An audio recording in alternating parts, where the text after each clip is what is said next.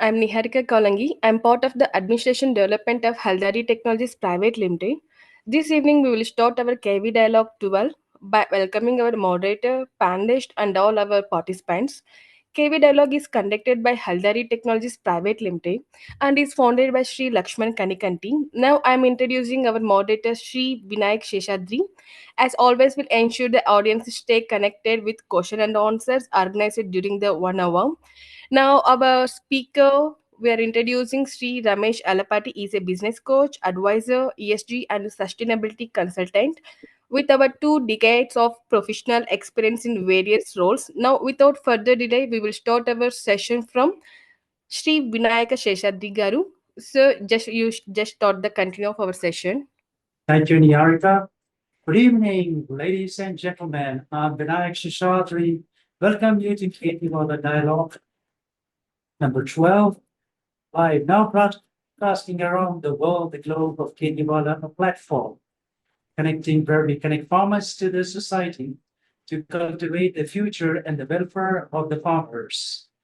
We at Ketiwala empower farmers by giving them guidance, financial assistance, training for the vital growth, and the farmers contribute, which they have contributed to the society and the unit vision to the investors to join us in the journey on a win-win basis, all with KPY. So coming next to our next slide is KPY is a one-stop platform for all farmers for seeking financial assistance, advisory services, market linkage, and updates, where we connect the right dealerships, knowledge sharing platform, sales assistant, and we link them to the market.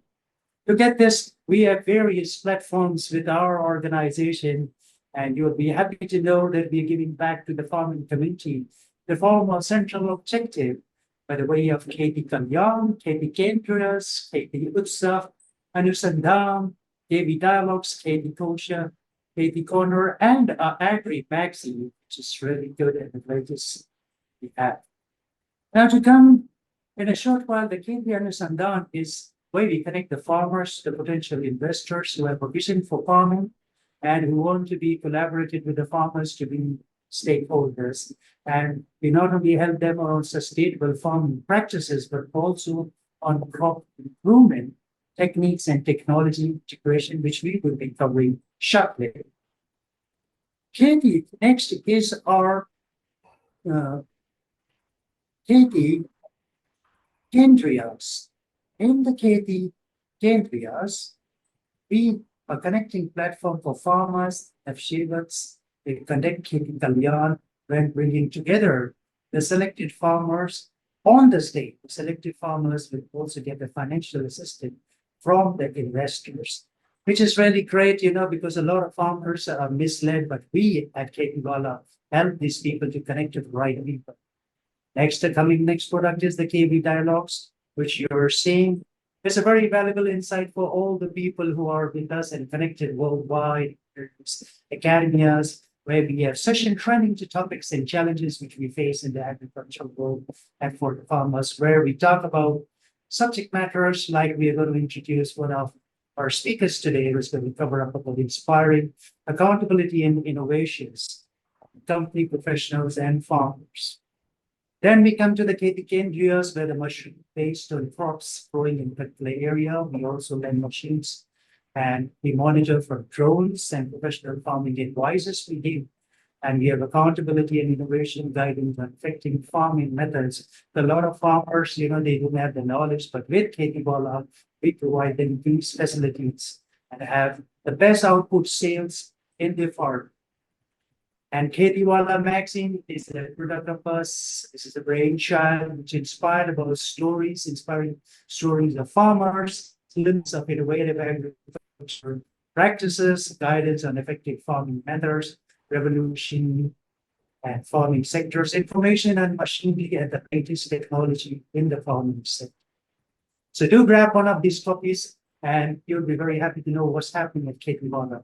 Next, we have the KP1 YouTube channel, which will be great for you because there are many ways where you explore features, benefit of proper utilization of agriculture, equipment, and insight for various interviews with different kind of specialists, subject matter expert, and valuable insight of the industry's expert, and discover the cutting-edge technology. Next, we have the Cape Corner. It provides a platform for farmers because we also not only give for the investors, but we also give for the farmers to come to bridge the gap between the farmers and the consumer and simplify the sales process and ensure a fair margin for these people who get to work out in the sun and boost their profitability. So we have a lot of farmers who are getting on this KP corner. Next, we have the KP Cosa. It's an agri land bank because there are some farmers who are not able to have the funds to cultivate or they don't have the facility. So KP Agri Land Bank is a KP Cosa which help the farmers who can lease their land and we can do marginal farming and practice and ensure there's a reliable stream of income for these land owners and poor farmers. Titiwala is delighted to unveil different regional languages programs, which can be in Telugu, Hindi, Kannada, and Marathi, Tamil, and Hindi. And shortly, we will be also having in several foreign languages, so we cover on the worldwide. Website has launched an amazing comprehensive design to offer the insight of a dialogue of session, connect with like-minded people on agriculture who are passionate about. Pure Agri Talks are where we receive notification, upcoming sessions, and exchange ideas to discuss agriculture news and trend practices in India and worldwide. Ladies and gentlemen, now I present you Mr. Ramesh Alapati, who is an alumni of Insane France. He's committed on being a dominant voice and contributor in SG and has been a major player in sustainability and in collaboration with partnership with founders, investors, ecosystem partners, purpose-driven communities, FPOs, you name it, he's there. And he wins to all stakeholders in the community. Just a small thing, he's very passionate about working with innovative companies that deliver impact on sustainable business. We have had it in several conferences, international and national conferences, where he's been a major panel speaker. And today we present Mr. Ramesh Alapati, an assistant for agriculture system and thinking and design. Please welcome Mr. Ramesh Alapati. Thank you. Thank you. Thank you, Mr. Vinayak. Very, very humbled to be here in this August gathering. And thank you for the invite from Mr. Lakshman Ketiwala. Very delighted to be here. So as Hive Organics, we are a startup ourselves. We are a 2-year-old company and we're based in Bangalore. I'm the director of Hive Organics. We are a pure play ecosystem player and we work with a wide sectors given that we are ESG and sustainability focused. Today, since the topic is very relevant and relevant to Ketiwala and the participants here, I thought I will delve on Agri as a sector and talk about what are the things that we are doing within the Agri sector and what are the opportunities that people have within the sector to start thinking about Agri more as a business. Now, we talk to people, they say agriculture is my passion, but soon the passion dies away when they stop making money or they're kind of making losses, right? So we kind of put things in perspective and we want to kind of encourage people to look at Agri as a way of doing business. Simply put, we are kind of putting business strategies, systemic thinking as a process. Not that it doesn't exist today, it exists today, but how do we kind of look at it in a holistic manner to build these various practices and then get the Agri to a profitable business model. So some of these pictures are the pictures to just to denote that we are working with partners in these areas. So we're working with water partner in the area of water conservation. And we're also kind of in active conversations to kind of turn water conservation techniques and related conversations into water credits so that they get paid for the benefits that they are putting back into the environment, right? So working with renewable energy companies, we are working with them on traditional ground top solar projects as well as floating solar projects on irrigation tanks. Now, this can be a game changer when you have small irrigation tanks in farms, and the surface area of the tanks can be used to kind of not only generate power, but also to kind of minimize the evaporation of water, right? Today, uh, due to just heat evaporation, the tanks over a year lose about 30% of water, and that's waste, right? So that's a huge advantage of having floating solar structures above water. Then we work with IoT and sensors and irrigation techniques to remotely manage through valves that can be controlled remotely and switched on, switched off to again minimize and plan the irrigation cycles better. Then we have drones for a whole lot of applications.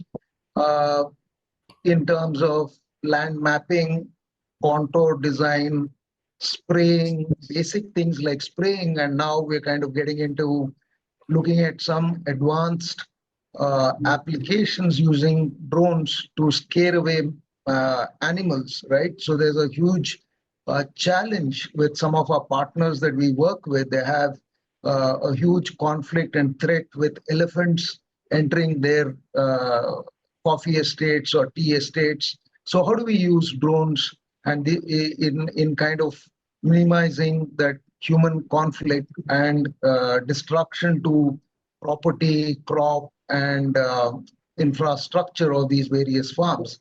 Now, that's all work in progress, and we are very delighted I'm very delighted to tell you that we are working with some prestigious institutions in this regard, and also companies, international companies, to hopefully develop a commercial application that can be of use to not only our partners, but for the entire sector as a whole.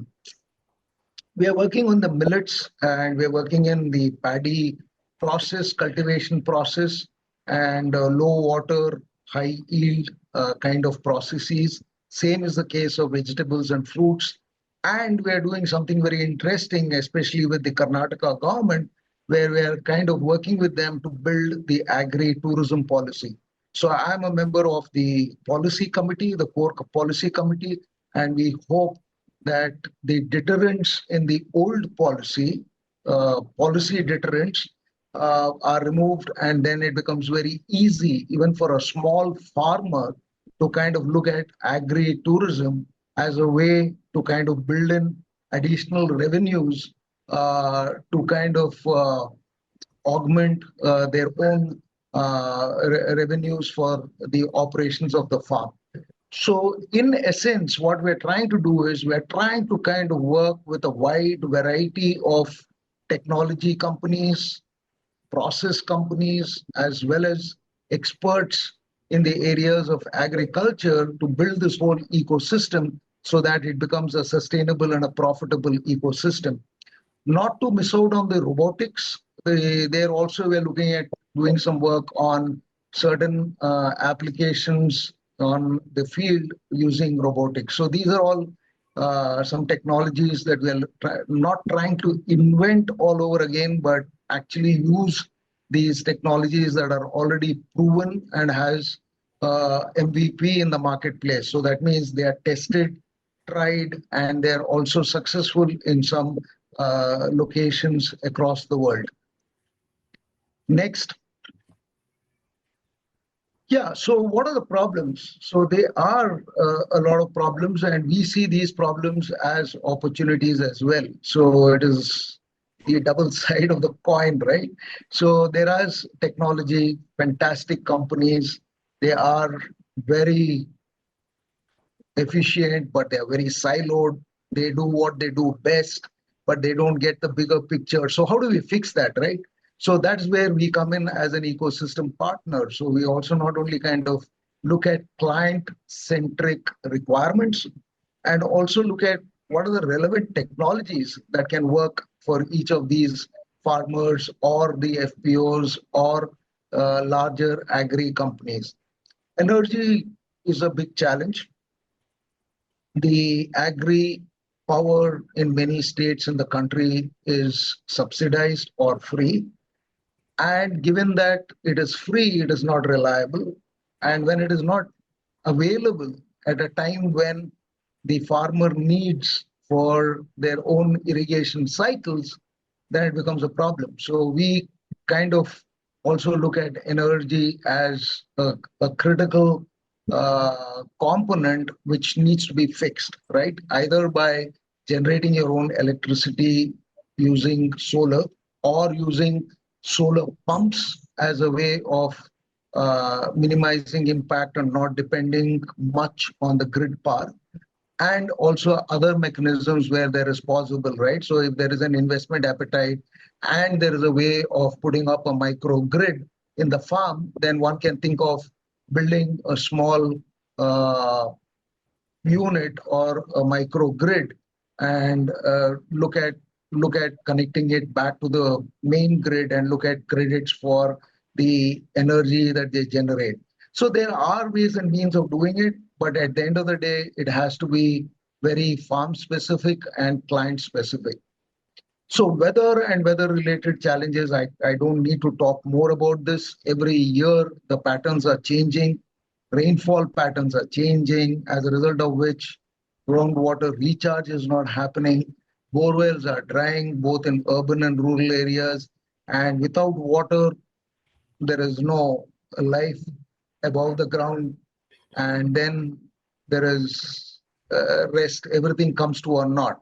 So we need to kind of look at all these areas in an integrated manner and look at how do we kind of tap rainfall water, how do we create systems to sink in more water into the soil, into the earth, create more life below the soil, and also increase the fertility of the soil, and also kind of look at natural ways of building our own compost and composting methods. There are techniques that are available, but then it has to be done in a way that it is cost efficient and also less labor intensive, right? So less labor intensive is the key. The more and more you put people on the problem, then it becomes very expensive.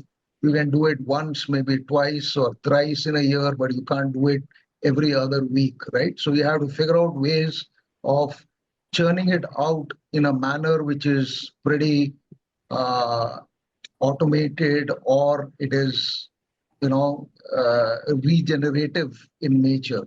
So some of these costs are hidden, like transportation, wages, seeds, input costs. Now you go and ask a farmer and say, how much did you spend and how much did you earn? Believe me, you will not get a perfect answer. You will not get an answer to say, I spent 100 rupees and I got 110 rupees or I got 90 rupees, right? It is all some guesstimate, I would say. It is not accurate. So that's another problem that we try to fix, small or big. Data is key, right? So you need weather data, you need plant growth data, you need to measure the infection rate, and you need to know what are the huge climate actions that have happened, okay, as a result of a cyclone and a cyclone effect, what has happened on to the smallest of the denominator or the farm itself, what impact it had. So again, moving away from a traditional way of doing monocropping to intercropping and doing food forest. So I'll just take a minute to explain the differences here. Now you kind of grow maize and maize of 10 acres, all in only maize, right? People do that. Only areca, people do that all the time.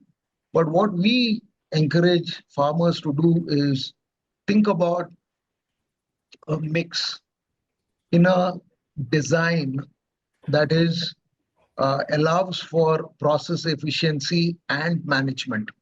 So, for example, there are short term, medium term, and long term. Now, short term can be some legume, so vegetables, legumes, a mix of that.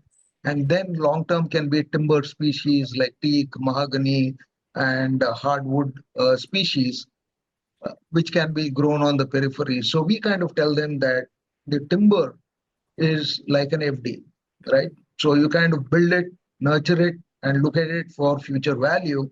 And the short term and the medium term, when done properly in a very systemic manner, kind of allows for cash flows, right? So you have a crop which you kind of harvest, then there is another crop that is ready, then you have certain fruits that you grow in an integrated manner. That kind of becomes a cycle.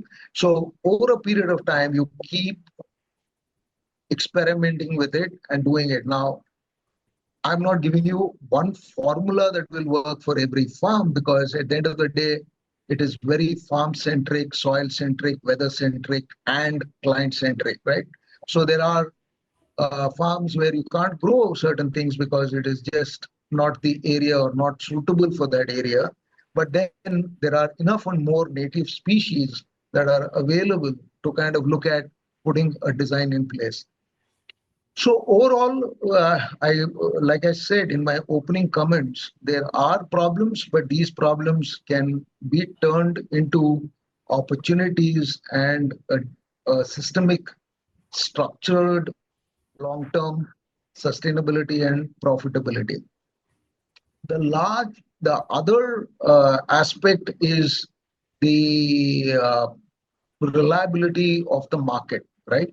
Now, you get to do all of this, but you don't get paid or you don't get the right price. What do you do?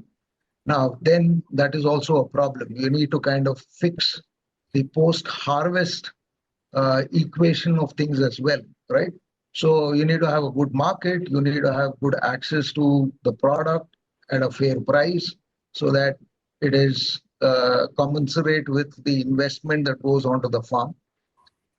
And alongside that, you need to have skills, basic skills and knowledge of dealing with these changes and what we call behavioral changes or change management, right? So you need to shift from, it is not easy to go and tell a farmer to kind of stop doing monocrop and do intercrop and build a food forest and stop using borewell water and start looking at uh, different ways of irrigating the farm. So it calls for investment, it calls for behavior change. So these are things that are kind of uh, some of the problems that are there, but we believe that it can be fixed in a manner that I talked about, when you kind of put all of this together and articulate the benefits to the farmer or the grower, as the case may be, and help them change their model. Next. So simply put, there are four, these solutions. We can just kind of categorize them as saying smart. And I talked about a few of them already, but I delve on one point which certainly needs a focus. Everything that we do at a farm level, how do you renew it, restore it, reduce? Now, is there an opportunity to reduce fertilizer? Then you need to compensate that with doing certain practices on the farm, like manufacturing your own compost and dealing with waste, right? Now, stubble burning, when there are a whole lot of examples that can be avoided, which are huge pollution and environment concerns, that all that can be avoided by, again, looking at systemic ways of addressing a problem. We look at the whole macro set like a forest. Now, a forest on its own is regenerative in nature. So no one goes and intervenes there. So it is about, at one level, it is about do nothing strategy. That means do nothing and hope that nature helps. But that alone is not enough, because we have already done so much of destruction. We have to do some intervention. So things like mindlessly people till the soil, they kill the microorganisms, they kill the good insects along with the bad, which is also not good, right? Then you don't allow the soil enough time to regenerate. Then you don't clean up the mulch and don't put the mulch back into the soil. Now, these are things that are no rocket science. I'm not saying anything new to you guys because you're all experts. I'm kind of almost feel like preaching to the choir, but at the end of the day, it has to be thought in a manner where all this can be done in a systemic manner. So that's the key. And that's where it calls for a lot of design thinking. On the solar side, there is a huge opportunity, and it is very limited right now, is using solar farms to kind of grow uh, certain herbs and crops below the panels as a shade crop, and that is agrivoltaics, right? And that's another huge opportunity, given that the solar ecosystem is huge. There are large number of solar farms that are already there, and these farms can be looked at and taken advantage of the existing infrastructure that is already available or within the future projects. And like I said earlier on, there are a whole lot of technologies that are already available, tested, tried, commercially viable, but it is all about integrating them into the farm operations and looking at which are the ones that can make a difference to the farm and to the productivity at large. And in a way, you're kind of looking at building models where you're kind of naturally building the biodiversity of the region or the place uh, in a at a very high level. Next.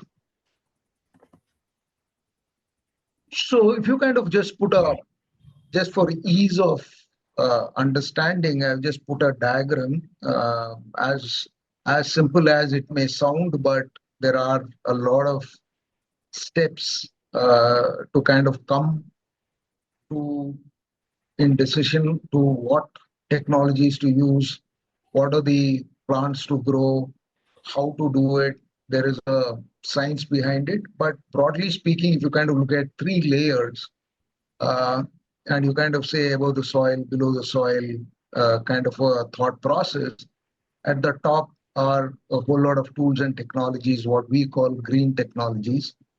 And then we have drones, robotics, satellites, satellite-based mapping, carbon measures, soil carbon. There are a whole lot of technologies that are being developed already, and they are available.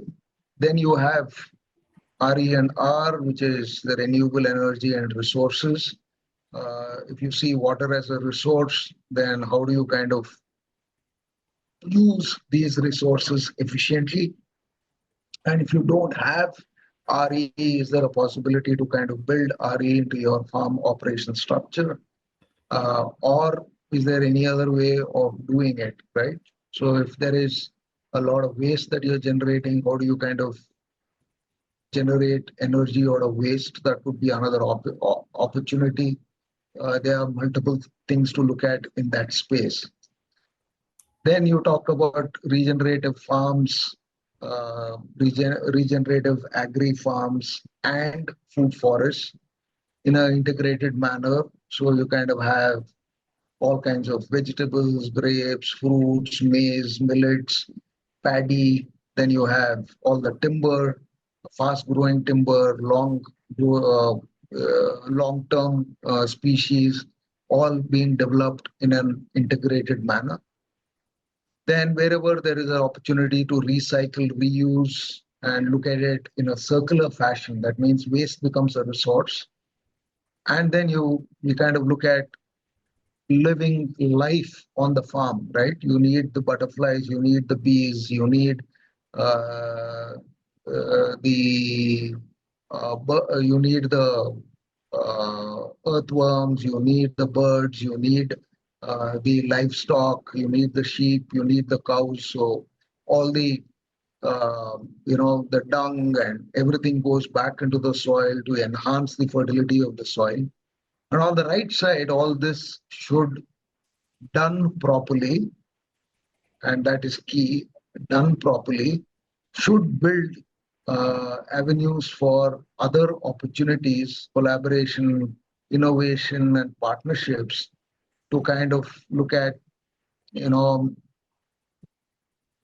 farm stays, caravan tours to the farm, and other opportunities to kind of increase the revenues per acre. If you kind of look at a per acre as a baseline, if you're doing X, then by doing all of this in a year's time, 2 years time, you should be in a position to measure and say that there has been a growth of X percentage over the next 2 years after I've kind of incorporated a new design. So that's the goal. And at the end of the day, to ensure that food is available on the table and there's food on the plate, right? So that's that. In I kind of made it very simplistic in one sense, but the idea is to kind of look at solutions for broadly mitigating climate change, improving the livelihoods, production of healthy food, and increasing productivity and profitability. So this is a video I thought is interesting to kind of show as a way of saying how Hive Organics and Biota Coorg have come together to kind of build a model. Now, Biota Coorg is a farmer producer company. They're based in Coorg in Karnataka. They have 300 plus hectares of coffee and they have 120 members and they're growing. They started just before pandemic, and then after that they kind of took a pause and they stopped taking new members. But by the end of this year, they aspire to be 1,000 member, 1,000 coffee growers or estate owners as members in the entity, and they want to be branded as a green coffee producer for India and the world. So what are we doing as a company? We partnered with them and we are taking their coffee as a branded coffee to the US. And we got them Rainforest Alliance certification so that they are eligible for exporting their coffee to the US. And they have other licenses that are required, trade licenses that are required, and FDA clearances that are required for them to export their coffee. So while we provide the knowledge, provide the systems, provide all of that, there is a platform that is enables the trade, that is Blue Rickshaw. Blue Rickshaw is another third-party platform. I don't own it. Biota Coorg doesn't own it. But we have a stake in Blue Rickshaw because we work with Blue Rickshaw to trade coffee or export the coffee to the US. And everything is transparent. Now, Biota Coorg knows exactly what they're getting paid. Then the buyer knows the quality of the coffee because it comes with authentication, certification, and all the test reports that go along with the shipment. And then it is a win-win scenario and a happy scenario for everyone. And that's the ecosystem that we're building.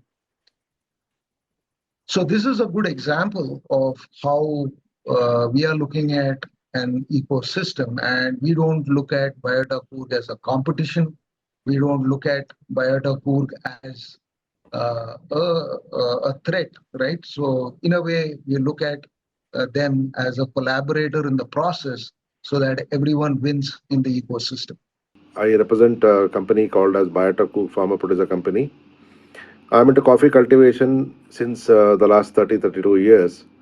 And I'm a small grower, as I already said. And also I'm a part of a couple of grower associations.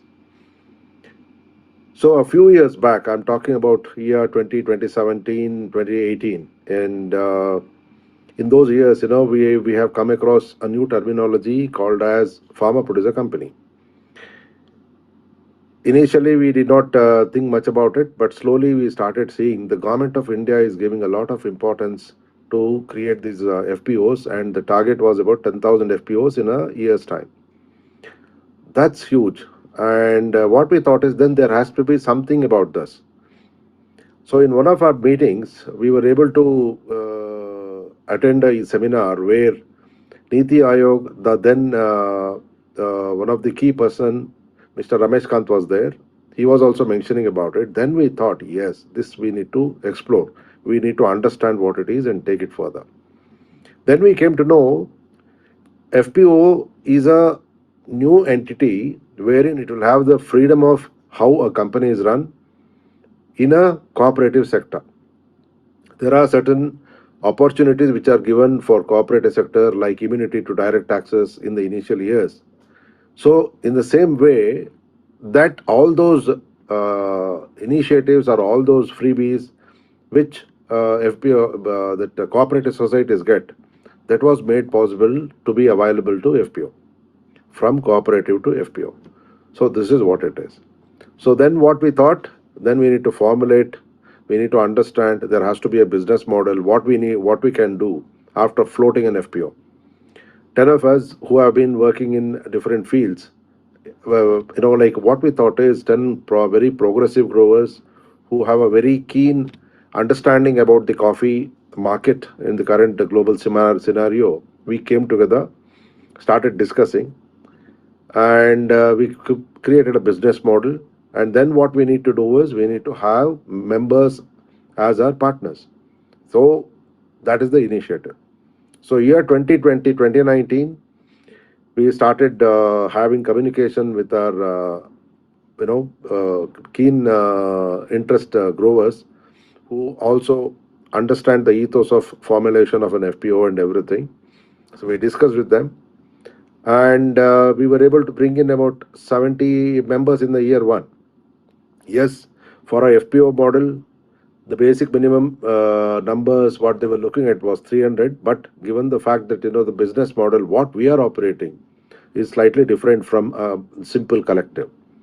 So we wanted to have the synergy, we wanted to have the homogeneity in the thinking of the members. We went a little slow. Yes, it has helped us. And what I would like to mention here is our business model is slightly different from the rest, wherein in our FPO, the members pool coffee, they don't sell coffee to us directly. They pool in the sense our members every year upon harvest, they will update us about how many bags they would like to pool with us or how many metric tons of coffee, and we collect them. Then we segregate them into different cup scores because coffee in the global scenario has a varied price structure for different coffees. Even though Indian coffee is considered as a commodity, but there is a niche market there that few growers exporters have already been working on it.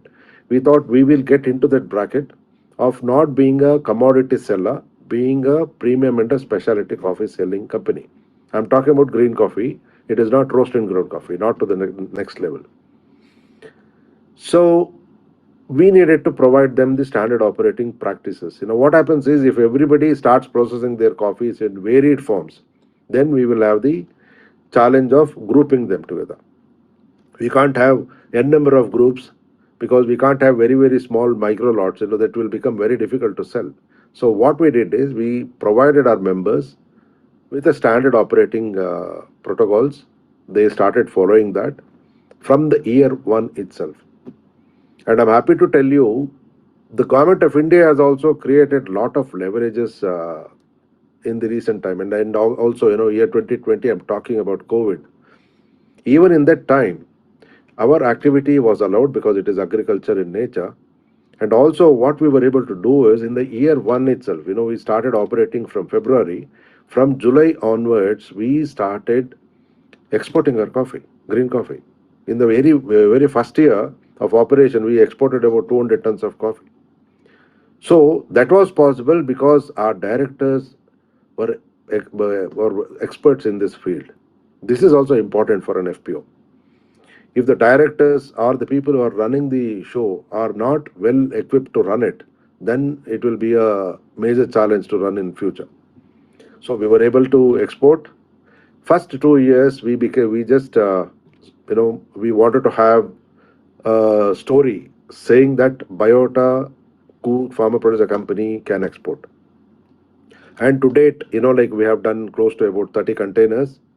And I'm talking about in the 4 years of operation, we did about 30 containers.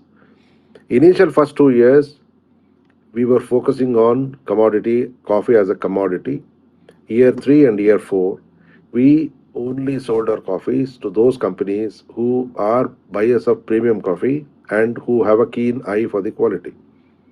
We wanted to get out of the bracket of commodity, coffee as a commodity, because there is a leverage for these type of coffees in the market. We were able to get that. And now we are happy to share with you all that we are in the fifth year of operation. And this year, already we have contracts which we have already signed to be shipped in the month of May and June. And we are happy about our progress, even though it took about 4 to 5 years for us to reach here, but still it was worth it. Now, can we sit here all our life only doing this? What we also felt is there is a niche market for roast and ground coffee all over the globe. But the quality is the key there. As I already updated, Biota had that enabler. Our growers were used to this FPO, like norms and other things and the SOPs. They started giving us very good coffees with high cup scores, or what we call it as fine robustas and specialty arabicas. So then what we did, we have to take it to the next level. We have to get down to roast and ground activity. And yes, what we felt is it is better to create an opportunity both in India, also overseas. So we started sending our samples to overseas customers. Initially, it was difficult for us because we also did not understand what really they wanted to have. But finally, we were able to have our foot in the door, and we are I'm happy to share with you that on roast and ground front also we slowly started making progress. Now, what happens is we were good in roast and that's green coffee sale, but we also wanted to have the leverage for roast and ground activity. We did not have the required right kind of expertise to connect to those people in the overseas market. Roast and ground is a very different business. So in that vacuum, we were able to meet Hive Organics, and with them we were able to build very good synergy, and we started taking their help in getting into the roast and ground activity. And we also want to explore the market in the domestic market also. We are also in touch with few more entities here. And what we feel is the future of coffee is specialty coffee, premium coffee, because slowly the coffee drinking appetite of our incoming generation, the new generation, what I'm talking about, is slowly changing. They are not on the regular filter coffee today. They are ready to pay about 200 to 300 rupees to a cup if the coffee is good. That is why we see a lot of cafe chains are coming up all over the country, and it is gaining a lot of traction and momentum year on year. So we would like to be there. We would like to be a player there as a farmer producer company, directly from farmer to the end customer, with complete traceability of the coffees. And till date, Biota has kept our we have kept our accounting system very transparent, and the grower gets the maximum benefit. It is the grower doesn't sell, as I already told you, the grower doesn't sell the commodity to us. Growers pulls it with us. We do the processing, we do the sale, and we deduct the expenses what is incurred. And by keeping a very small corpus for the company, we hand it over the entire amount of money based on the quality and the grade what the grower has pulled to him. That is the reason why we were able to sustain our members for the past 4 years, and we are going strong in the fifth year. And more synergies are required, because with our capabilities, there is a limit. There will be a limitation of how much we can grow, and the scale up can only happen provided we have synergies like companies like Highway Organics, and Biota is willing to be in that front in the long run. And we are not a we don't feel that, like by doing synergy with companies, like we will not grow. But what we feel is, to grow we have to synergize, we have to get into the right people and grow faster. That's about it. Thank you very much. Thank you very much, Ramesh sir, and of the fantastic information provided about the coffee and about the system and thinking of design. We are very honored to have you here to share your insight with all of us. It was really amazing, mind blowing. Thank you very much. We wish to have you again on this platform to share all your information and your journey to various different technology and projects worldwide. And now I would like to present the audience an opportunity in a few minutes to, if you have any questions, we have Ramesh sir with us. Please go ahead. Thank you, Vinayak. So I have Sudhakar Reddy's hand go up. Maybe he has a question. Dr. Reddy, you can shoot your question now. Uh, But people talk about organic farming, but we have no basis to ultimately see whether they will fall into organic farming, because we have no standards to measure or to find out indirectly, except going by the integrity of the FPOs, or like if they Yeah, have earned the name already, is that integrity will be there. But how do you earn the trust of these consumers on a large scale? That is one fundamental point which lacks every one of the consumers, in which I am also one. Thank you. absolutely. So your question is, how genuine is the organic produce that people claim to have, right? Now, it is a problem. I must admit that it is a problem. And today, there is no regulation whatsoever for people to be audited or checked. But soon, there is going to be. Right now, it is in the voluntary space. That means I want to be an organic farmer, and I think I will do in my best interest and follow all the processes to the T to ensure that I'm an organic farmer. So as far as I'm concerned, I am doing it at my own will. And what we call that is a voluntary space. Now, tomorrow, the regulations are soon going to be in the compliance space. So that means if there is an FPO and that FPO needs to export to markets like Europe or the US, they have to be certified and they have to be audited in a periodic manner on an annual basis or on a half yearly basis or whatever that product is or whatever country norms that they will have to present themselves to. Now, in the video, I don't know whether you caught the word called traceability. So that means this FPO in particular is exporting coffee to the US. Now, tomorrow they sell the coffee to a large company in the US, they will subject the FPO to an audit. They are already Rainforest Alliance certified, which is an internationally recognized certification. Now, there is a challenge, Mr. Reddy. I agree with you that certification is also expensive. It costs a lot of money. But having said that, soon they will be, due to compliance reasons or conditions that are required by the farmers and the growers would be subjected to, there will be a need for people to kind of get authenticity and a label, a stamp of approval. That is soon going to come. And if that is not going to be the case, then people will not get a premium for their product. Then the same doubts and questions will continue to surface, and there is no incentive for the farmer to turn from a traditional farming methods to organic. So it is a space that we are very keen, and we are watching this space very closely, and we believe that this is going to happen very soon. The compliance is going to catch on very quickly. Thank you, Ramesh sir. That was a very nice, valuable answer which was provided.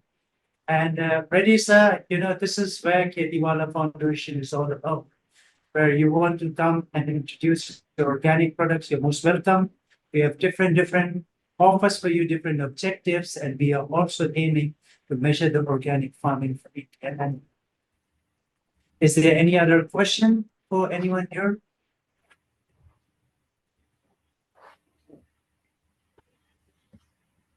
Okay. I would request all the viewers out here in the audience, we would be sending you a feedback form.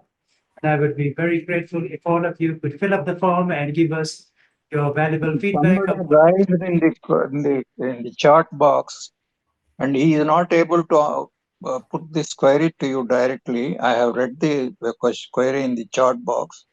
He is asking, you see, in the coffee industry, when you have generating a waste, how well you would convert that to make 3 R's workable, in the sense right fertilizer, right placement, right type, and then right quantity to go into the field. So how best way you convert your waste, the coffee waste, and then utilize those 3 R's or 4 R's. He has asked 3 R's. I will add one more 4 R, and then please answer that query in the chat box, which he is not able to put up to you since he is in a noisy environment. That's what he claims. Thank you. Yeah, can you just repeat that? Your 4 It R's is of already what? there in the chat box. Anyway, I repeat for you whether it is directly related to coffee or not, but I'm sure that as one input, the waste is supposedly an input, better input in the reverse direction, in the sense most of the waste today is going as waste, not as a resource. Yes, If only yes, we know how to convert that waste into resource by various methods, you are eligible for carbon credits, which is not yes, what is happening in this cotton and then red gram waste, or even crop stubble in paddy. If only one yes, can think of waste reduction, in the cycling, nature's cycling of these so-called uh, uh, crops. So you are yes, eligible for carbon credits. That's what he is meaning. So kindly yes, answer how you are going to convert your waste, inputs to your advantage, to be used as a resourceful thing. yes, Maybe yes. perhaps as So, fertilizer or decomposed matter, or maybe converting that into biochar and then reusing in the fields. He's not yes, telling so directly. I'm asking you, since I am knowledgeable about biochar, and since we are yes, already doing for carbon credits, you can sure, perhaps think of how to convert your waste, either as decomposed material or as biochar. Thank you. sure. So you answered most of the question, Mr. Reddy. So you already Sorry, have said. he asked that question since that. No, that's fine. That's fine. So you're right. Now, there are different ways of doing it, and there is no one solution that's going to meet every crop type. Like you rightly said, biochar is one way of doing it. The other way of doing it in a horticulture crops is look at a check and a lock bund system where you have trenches and you have these trenches that go around the farm or around the patch where the waste goes into the trench, and then you kind of put biodigesters, you put microorganisms, you put earthworms, you put do a whole lot of that to kind of generate decomposed material and put it back into the soil.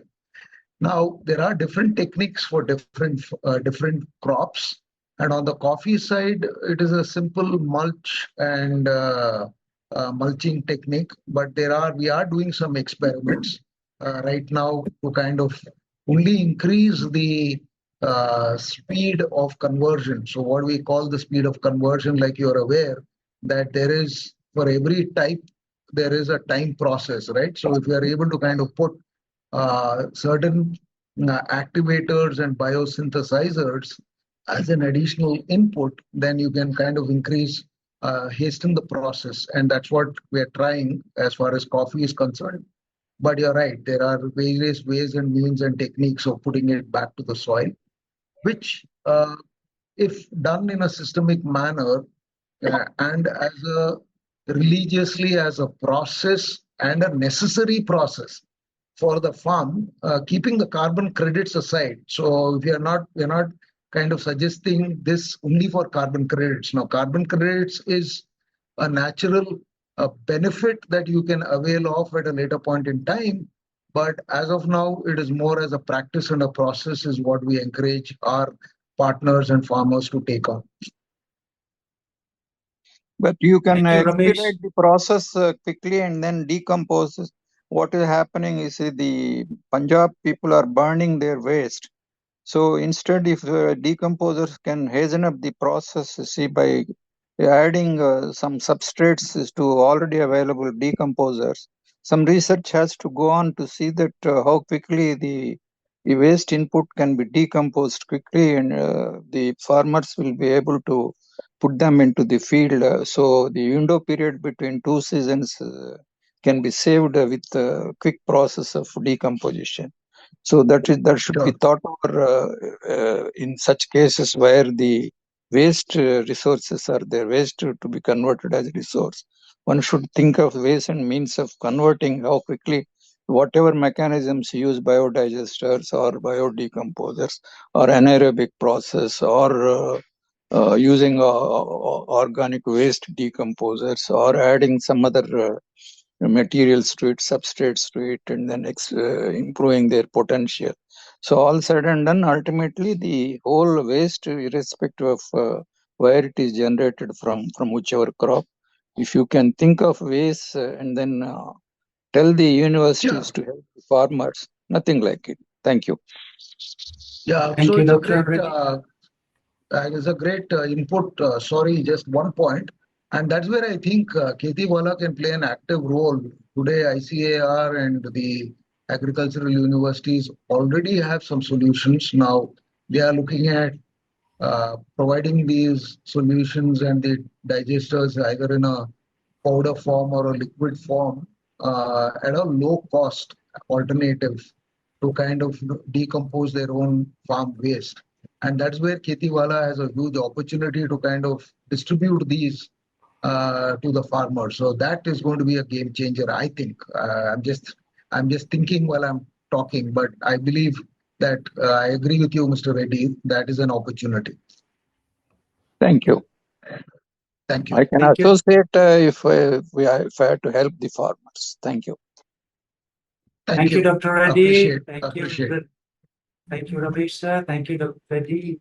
That's the reason why we have Keti Kendrias, where we help people with these kind of challenges, ideas, and Dr. Reddy, we'd appreciate if you could send us a mail and let us know your feedback your contribution will be very valuable for us. Now, before we end this program, I would to thank people, especially to our speaker and all the audience, people who have asked a question. Thank you so much for taking out your valuable time and being with us today. And we hope to see you soon in the next program as well. A small gesture, I would like you to participate in a survey. We will be sending you a survey form. If you could kindly give us your valuable feedback and what are the opportunities areas where we can improve. Thank you very much, and I wish you all a very good evening. Thank you. Thank you.